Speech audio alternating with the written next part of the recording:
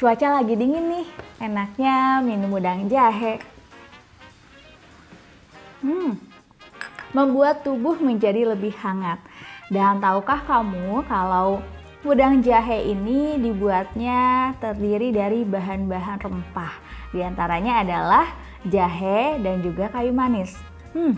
Ngomongin tentang rempah-rempah, mengapa ya bangsa Eropa pada abad ke-15 sangat terobsesi untuk mencari sumber rempah-rempah? Kenapa ya?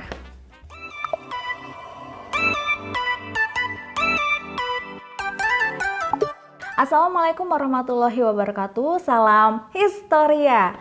Berjumpa kembali dengan Ibu Tiun Nurma, dan pada video pembelajaran kali ini kita akan membahas mengenai alasan bangsa Eropa menjelajah dunia untuk mencari rempah-rempah, khususnya yang terjadi pada abad ke-15. Sebelum lebih lanjut membahas mengenai alasan bangsa Eropa menjelajah dunia untuk mencari rempah-rempah, Ibu ingin tes dulu nih. Siapa yang tahu yang mana lengkuas? Oke? Ya, dan kalau lada yang mana nih? Nah, sip, yang bisa menjawab dengan benar hebat. Dan kalau yang masih ada yang salah, mulai mengunjungi dapur ya, dan tanya kepada orang-orang yang ada di rumah. Ini rempah-rempahnya namanya apa dan fungsinya untuk apa sih? Fungsi atau manfaat rempah-rempah sebenarnya tidak jauh berbeda dengan yang kita rasakan sekarang. Baik di Indonesia maupun di Eropa memiliki kesamaan manfaat yang dirasakan. Yang pertama adalah sebagai bahan obat. Ya, seperti yang Ibu punya di sini adalah cengkeh. Kurang terlihat ya. Nah, kalau kalian bisa searching nanti ya, ini seperti apa sih cengkeh bentuknya. Kemudian kalau yang punya, wah, bisa dilihat secara langsung dan dicium aromanya. Sangat menenangkan sekali. Nah, jadi apa sih fungsi cengkeh bagi pengobatan? Cengkeh ini bisa mengobati sakit gigi dan juga sebagai pengharum aroma mulut. Ya, jadi pada zaman dahulu sebelum menemui raja-raja wajib sekali mengunyah dulu cengkeh supaya aroma mulutnya wangi. Nah, selain cengkeh ada juga kayu manis yang bermanfaat untuk meredakan diabetes dan juga bahan-bahan rempah lainnya. Nah, lalu manfaat yang kedua adalah penghangat tubuh. Kita ketahui bahwa Eropa itu memiliki 4 musim dan cuacanya cenderung dingin. Ya, sehingga hal-hal yang berkaitan dengan menghangatkan tubuh ini sangat diminati oleh bangsa Eropa. Lalu yang ketiga adalah penyedap rasa. Coba bayangkan kalau penyedap rasa hanya ada garam dan gula. Wah, rasanya sangat monoton sekali. Nah, dengan adanya rempah-rempah ini memperkaya cita rasa masakan. Baik itu di Indonesia, apalagi ya kita tahu, wah, masakan Indonesia kaya dengan rempah-rempah. Dan itu pun memperkaya masakan atau cita rasa masakan dari wilayah Eropa.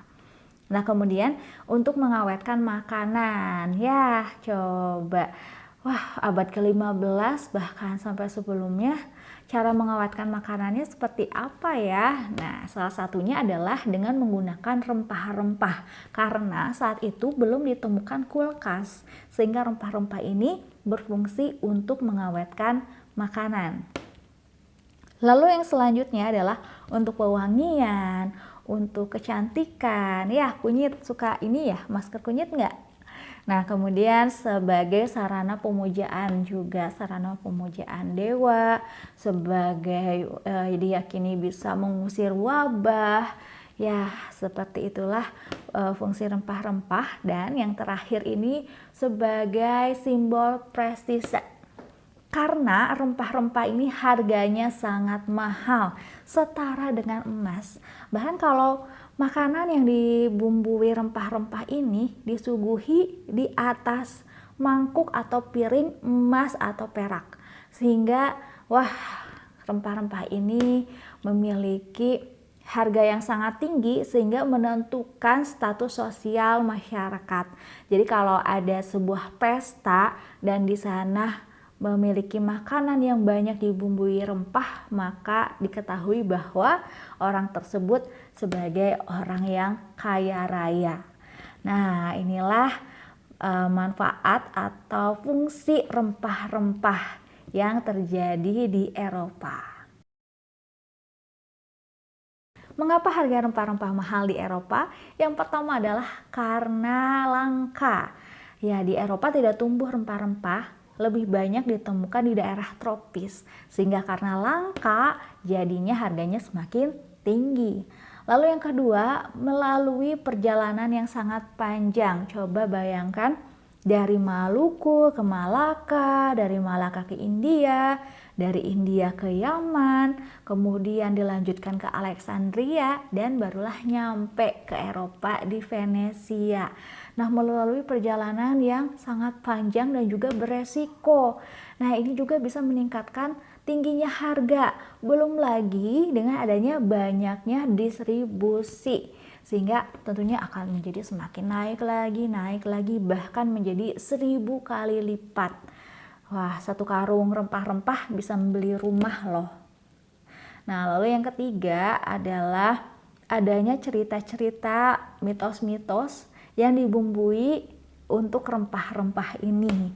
Ya, sebagai penjual ya, tentunya ingin ya yang dijualnya itu diminati oleh konsumen, sehingga dibuatlah cerita-cerita seperti, wah ini merupakan makanan yang ada di surga, wangian yang ada di surga.